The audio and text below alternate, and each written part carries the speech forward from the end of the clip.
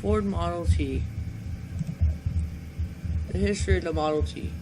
The first production of the Model T was on August 12, 1908, and later left the factory completed on September 27, 1908. It was a really good car for many reasons, but it would not be a very good car in our day. One of the advantages about the Model T back then is that they performed great off-road. The reason for that is because the roads back then were paved very poorly or not paved at all. The Model T is also known as the Tin Lizzie. It changed the way Americans live. The three main body styles of the Model T. The first body style is the 5-passenger touring car. The second body style is the 3-passenger roadster. The third body style is the 2-passenger open runabout.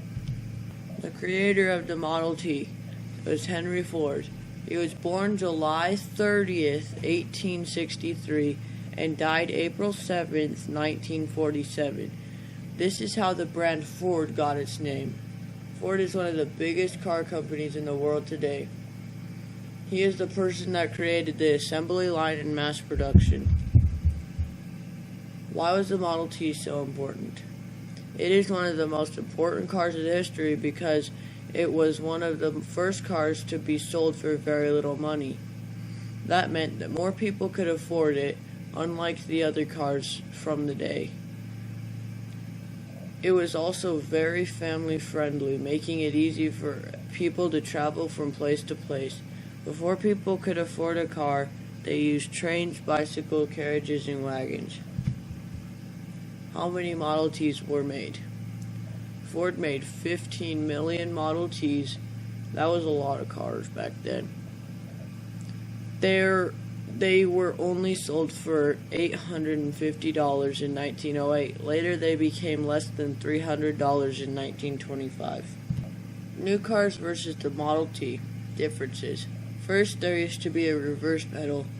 Now you change the gear from drive to reverse, but you use the gas pedal to drive forward and back. Second, the accelerator is a hand throttle on the steering wheel on the Model T.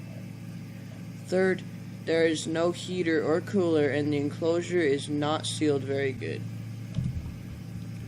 The motor in the Model T versus the motor of a new car. The engine of a Model T, it has 4 cylinders and has 20 horsepower. It has a top speed of 45 miles per hour.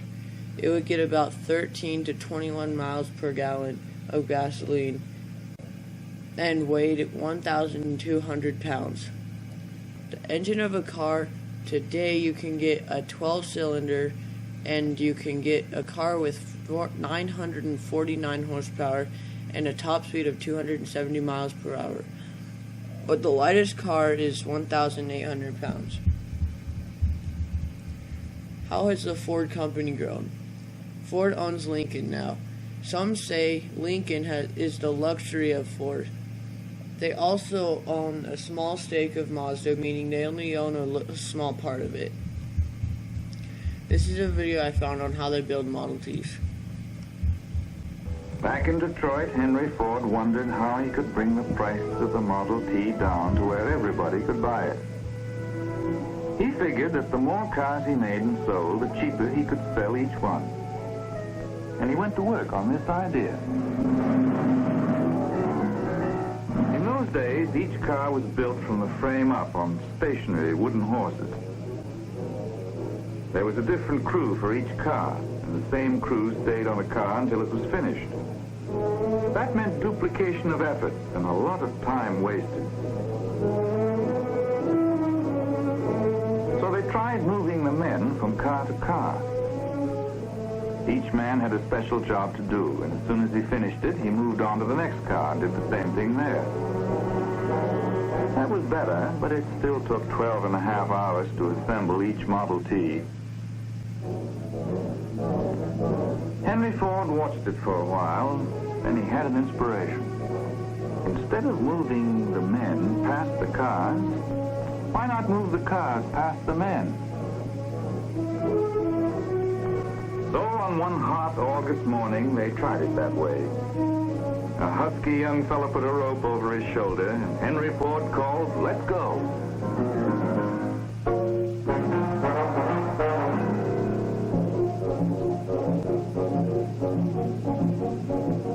And at that very moment, as the workmen began to fasten the parts onto the slowly moving car, the assembly line was born, a technique that was to revolutionize mass production all over the world.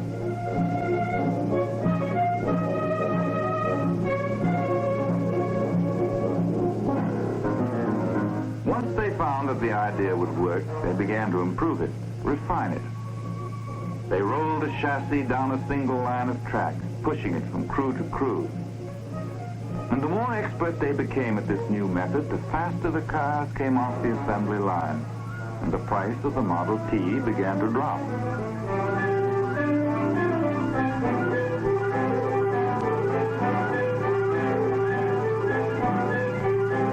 They tried the same idea on all the various parts of the car and created what were called sub-assemblies. Each man on the line became a specialist. He did one thing, and he did it perfectly, and passed the work along to the next man.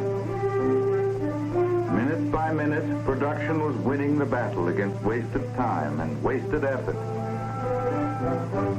Parts were fed to the workmen by gravity slides so they wouldn't have to stop and wait for new parts. Then they put the parts on moving conveyor belts. And this was a great step forward because now they could regulate the flow of work and keep it moving at a constant rate of speed.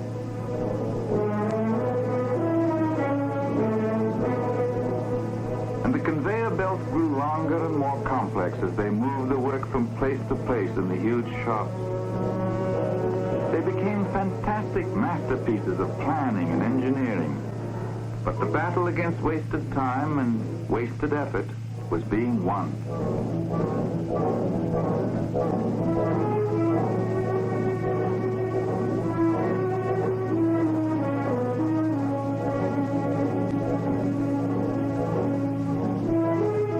The cars began coming off the assembly line at the rate of 1 every 40 seconds. And what Henry Ford had foreseen happened. Mass production and the assembly line drove the price of the Model T down from $850 to $300. Now everybody could have one.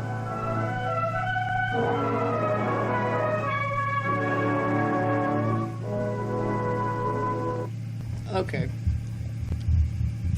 Why I love the Model T so much. I love the Model T because I love classic vehicles.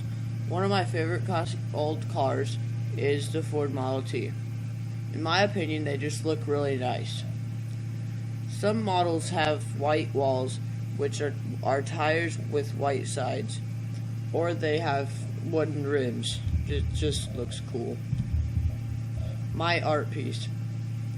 It's a sculpture of the front end of a Ford Model T, and I made it out of stuff that I found around the house.